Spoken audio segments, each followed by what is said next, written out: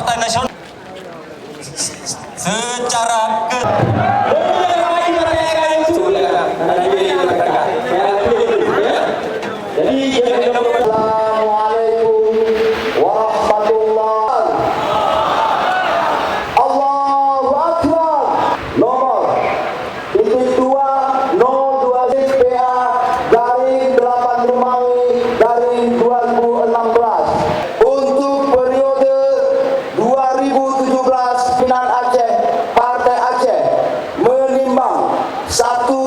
gubernur dan wakil gubernur periode 2017-2020, saudara Haji Gubernur Aceh dan saudara Insinyur Haji T.H.